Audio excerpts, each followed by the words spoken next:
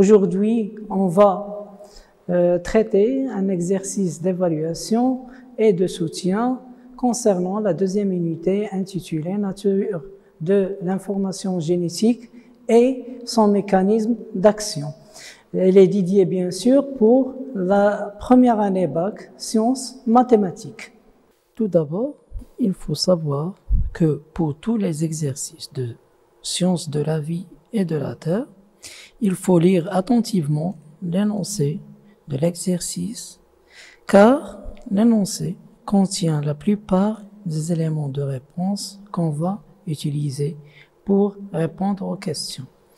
L'exercice que nous allons entamer aujourd'hui est un exercice de la partie raisonnement scientifique.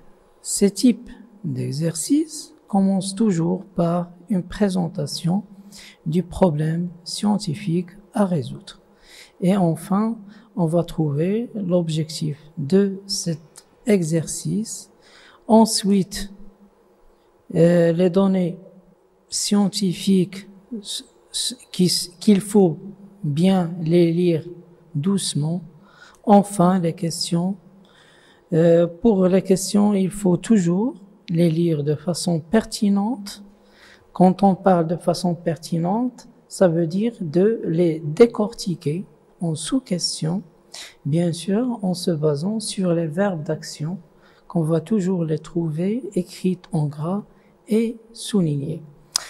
L'exercice d'aujourd'hui, donc, commence par une présentation du problème scientifique qu'on va traiter comme suite. Le polykystose rénale est la maladie génétique. Donc, quand on parle de maladie génétique, ça veut dire qu'il passe d'une génération à une autre. Du rein, la plus commune. Elle est caractérisée par le développement progressif de multiples kystes. Donc, elle est caractérisée par des kystes qui vont se trouver sur les reins, ce qui provoque une insuffisance rénale. Donc, ces kystes-là vont provoquer une insuffisance rénale. Donc, les malades par cette maladie vont effectuer des dialyses à chaque fois. Cette maladie est accompagnée par d'autres symptômes comme l'hypertension artérielle, l'apparition du sang dans les urines, donc on va, comme le terme le disait, on va pisser du sang, la polykystose hépatique et bien sûr d'autres symptômes. Donc, ici, on va traiter l'objectif de cet exercice, c'est afin de déterminer l'origine génétique de cette maladie et son mode d'expression et déduire, bien sûr, la relation gène-caractère. On va présenter les données suivantes. Donc, comme vous voyez, la première partie, c'est une présentation du problème scientifique. Donc, tout ce qui concerne la maladie génétique qu'on va traiter. Et la deuxième partie, bien sûr, c'est l'objectif de l'exercice.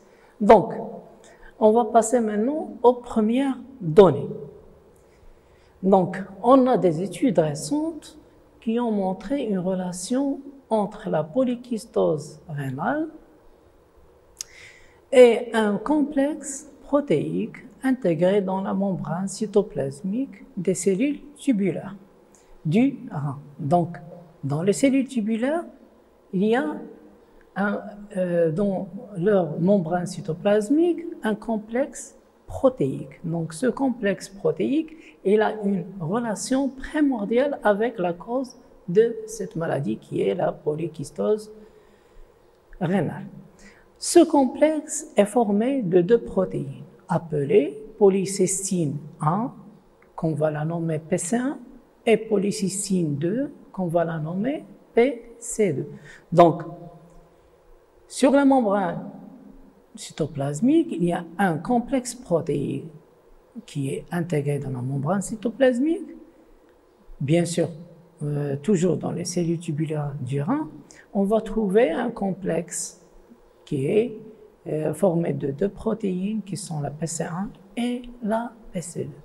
Dans le cas normal, le complexe PC1 et PC2 permet le passage d'ions de calcium, c'est-à-dire le Ca2+, et la régulation de l'activité du voie réactionnelle à l'intérieur des cellules appelées mTOR.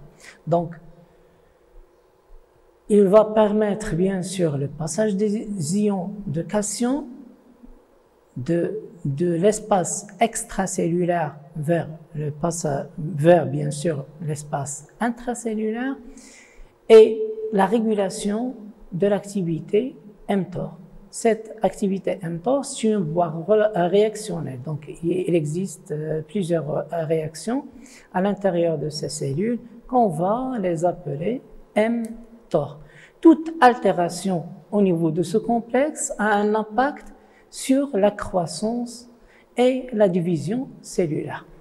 Donc, le document 1 montre la relation entre le complexe PC1, PC2 et la multiplication des cellules tubulaires chez une personne saine, comme le présente figure A, et chez la personne malade, figure B. Donc, ici, je viens de lire les données, ou la première donnée de cet exercice. Comme vous la voyez, j'ai bien lu toutes les données et bien comprendre toutes les données qui sont sur ce document. Donc, le document 1, il faut bien sûr lire l'énoncé et en voyant, bien sûr, il faut se rappeler sur le document 1 qui est composé de deux figures, figure A et figure B. Donc, il y a une figure A pour une personne saine, ça veut dire sain, qui n'a pas la maladie concernée qui est la polykystose rénale. Alors que pour la figure B, elle est pour une personne qui est atteinte par la maladie de polykystose rénale. Donc, la question ici qui se pose, comparer les données du document 1 de la personne saine à celles de la personne malade. Donc, ce qu'il nous demande sur cette question, bien sûr, elle est mentionnée ici en rouge, bien sûr en gras et souligné. C'est le verbe d'action qu'il faut le traiter. Donc, si on lit encore cette question, comparer les données du document 1 de la personne saine à celle de la personne malade. Donc, il nous demande de comparer. Donc, pour répondre à cette question, c'est quoi une comparaison? Une comparaison nécessite deux actions. La première action, c'est l'identification des points en commun entre les deux choses ou bien les deux sujets comparés. La deuxième chose, bien sûr, ou la deuxième action à traiter, c'est l'identification des différences. Donc, il faut identifier la ressemblance et identifier les différences. Donc, pour répondre à cette question, d'après les données 1, il n'existe pas de points en commun. Au contraire, il existe 4 différences principales entre une personne saine et une personne malade, qui sont l'aspect du rein. Comme vous voyez ici dans le schéma, on voit qu'il est normal chez la personne saine. Donc l'aspect il est normal chez la personne saine, alors qu'il est caractérisé par la formation de kystes chez la personne malade. Donc la première différence, c'est l'aspect du rein. La deuxième différence, c'est la cause de la maladie, ou le complexe PC1, PC2. Donc, le complexe cytoplasmique, protéique, bien sûr, qui est placé sur la membrane cytoplasmique, qui est le complexe PC1, PC2, elle est ici, elle est normal pour, bien sûr, la personne saine et anormal pour la personne, bien sûr, atteinte de la polykystose rénale. La troisième différence. Chez les personnes saines, on trouve que le flux d'ion Ca2+, du calcium bien sûr, c'est un flux normal pour la personne saine. Et l'activité de mTOR, elle est faible. Bien sûr, c'est pour la personne qui est saine. Alors que chez la personne qui est malade, le flux de ions Ca2+ est très faible et il y a une forte activité de mTOR.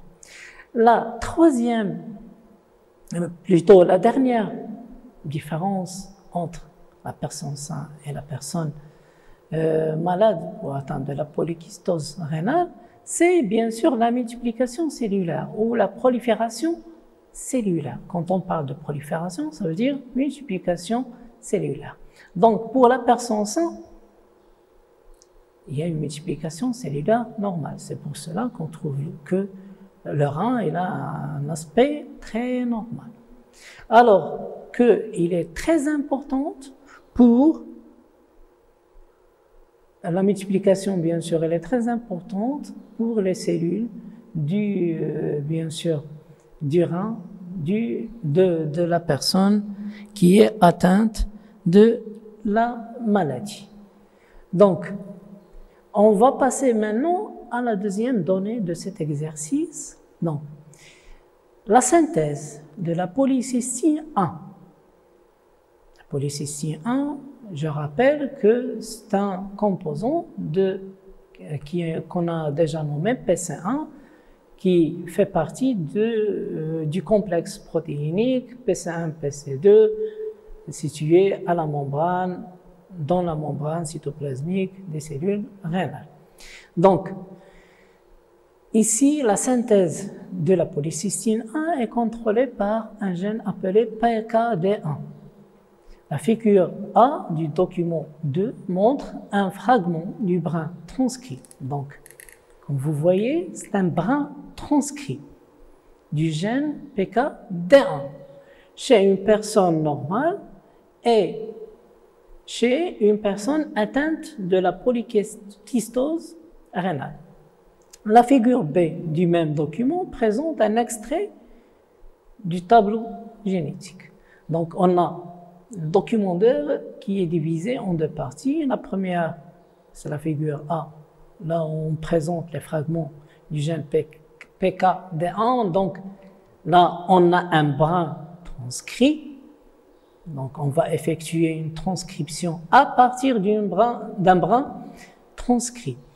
Et la deuxième, bien sûr, figure, c'est la figure B, là où il y a un tableau du code génétique.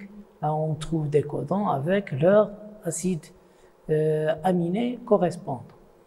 Donc, la deuxième question qui se pose, en utilisant les figures A et B du document 2, donner la séquence de l'ARN M et la séquence de l'acide aminé correspondant au fragment du gène PKD1 chez la personne saine et la personne malade, puis expliquer l'origine génétique de la polykystose rénale. Donc, cette question, on la voit ici, elle est composée de deux sous-questions. La première, elle est mentionnée ici par donner la séquence de l'ARN, et puis on va donner la séquence des acides aminés qui correspondent au fragment du gène PKD1 chez la personne saine et la personne malade. Et la deuxième sous-question qui est l'explication de l'origine génétique de la polykystose rénale. Donc, ces deux sous-questions nécessitent, dans un premier temps, l'application des règles et des principes vus dans le cours concernant, en premier temps, la transcription et toutes les règles et les principes qui les abordent. Et dans une deuxième phase, la traduction d'un fragment du gène. La deuxième sous-question nécessite de montrer quelle est l'origine génétique de la polykystose rénale. Cette question ou bien cette sous-question nécessite de lire attentivement toutes les données de l'exercice ou bien de l'énoncé pour répondre à cette question. La réponse à cette première sous-question passe par deux phases. La première phase est la transcription. Donc, ici, on a un fragment de gène PKD du brin transcrit. Donc, pour composer la séquence d'ARNM qui va se générer de ce fragment du gène, il faut faire la complémentarité entre les bases azotées qui existent sur le fragment du gène avec celle de l'ARN M. Par exemple, ici on a G ou bien le guanine sur le fragment du gène PKD1. Bien sûr, avant ça, il faut bien respecter le sens de la lecture. Comme vous voyez, il est toujours mentionné dans ce type de figure. Donc, devant G, on a sur l'ARNM, on va trouver C. Et devant C, on va trouver G. Et devant T, le complémentaire de T, c'est A. Le complémentaire de G, c'est C. Le complémentaire de A, c'est U. Bien sûr, on parle ici de l'ARNM, ce n'est pas de l'ADN. Devant C, on va mettre la lettre G. C, devant L, on va mettre G et ainsi de suite. G, U, G, C, U, G, C, G, G, C, G, G, G, G, C. Donc, on va mettre le brin complémentaire de ce fragment du gène PKD1, mais cette fois, un brin d'ARN M, ce n'est pas un brin d'ADN. Pour le deuxième fragment, bien sûr pour la personne malade, toujours en respectant le sens de la lecture, on va toujours faire la même chose. Donc, pour cette séquence d'ADN, on va